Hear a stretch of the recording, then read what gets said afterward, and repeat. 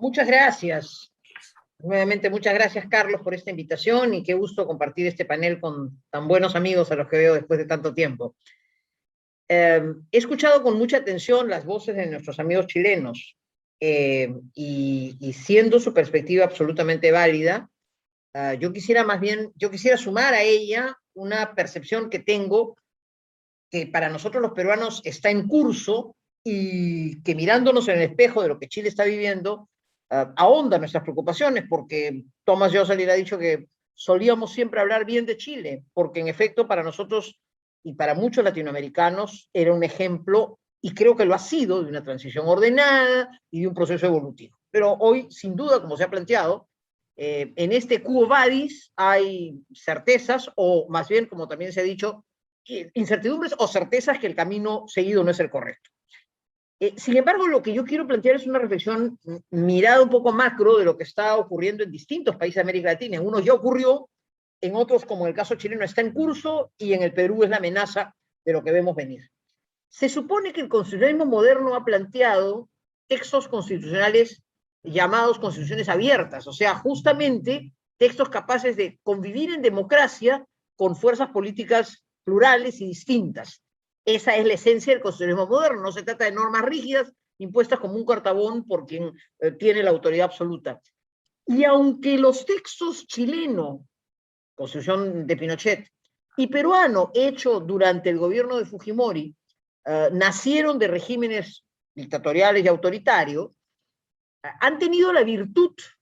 de servir de texto abierto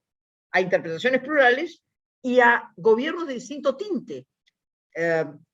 De modo que siempre, por supuesto, existía la posibilidad de su reforma, pero hoy vivimos un proceso político que ustedes han descrito y que yo veo en el continente, de procesos de reforma en América Latina, en primer lugar que plantean, como se ha señalado respecto de las reflexiones que ya están viviendo ustedes en Chile y que nosotros comenzamos a vivir en el Perú, de una suerte de afán refundacional.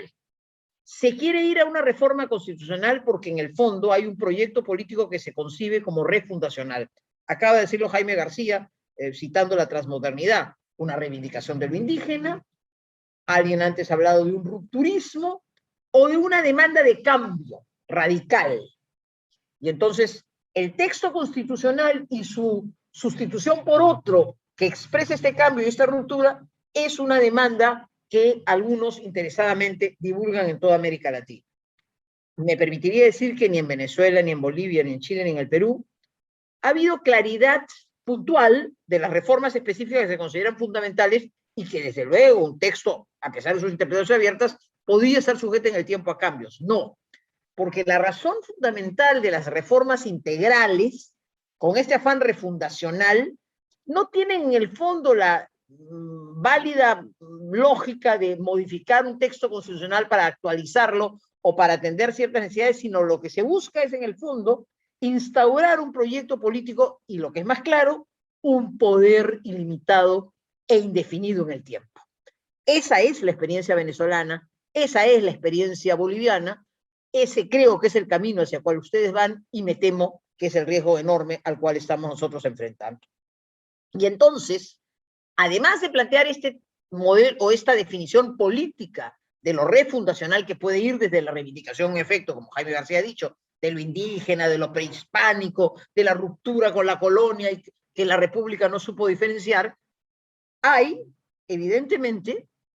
un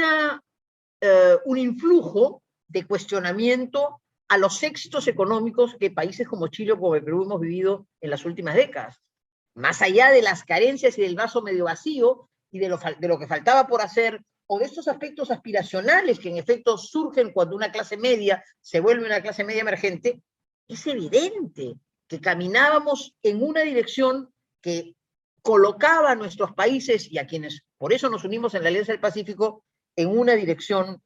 que podía y debía perfeccionarse, complementándose, entre otras cosas, por ejemplo, con una acción estatal más eficiente, demostrada muy claramente ante las deficiencias de la pandemia, pero que no puede significar la ruptura con eso que había generado una clase media emergente y esas demandas aspiracionales que debían canalizarse, pero que evidentemente no se canalizarán con estas reformas rupturistas. A eso se suma la concentración del poder como un objetivo, o más bien el debilitamiento institucional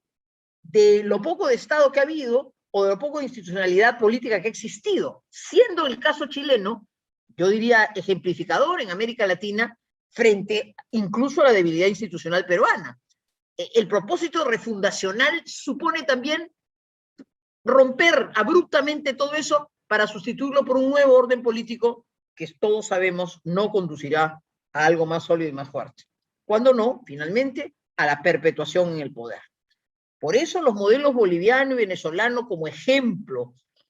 con sus peculiaridades en Chile y con sus peculiaridades en el Perú, no deben ser dejados de lado, porque creo que Carlos Sánchez tiene a través del Instituto la virtud de hacernos mirar no solamente nuestras realidades nacionales, sino darnos cuenta que hay en marcha un proceso que incluye las asambleas constituyentes y estos proyectos refundacionales como parte de un proyecto político que viene penetrando en América Latina con enorme preocupación. A eso se suma la conformación de los órganos o de las asambleas constituyentes, y el caso chileno nuevamente vuelve a ser ejemplificador. La ruptura con las élites tradicionales para el surgimiento, para dar espacios a nuevas élites, con el grado de individualismo y de dispersión que eso supone. El corporativismo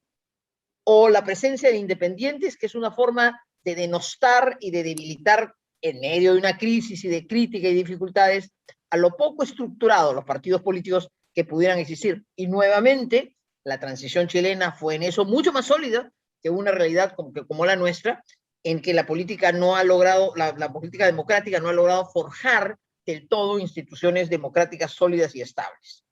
Cuando no, la manipulación electoral de quien está en el poder y desde el poder convoca una asamblea que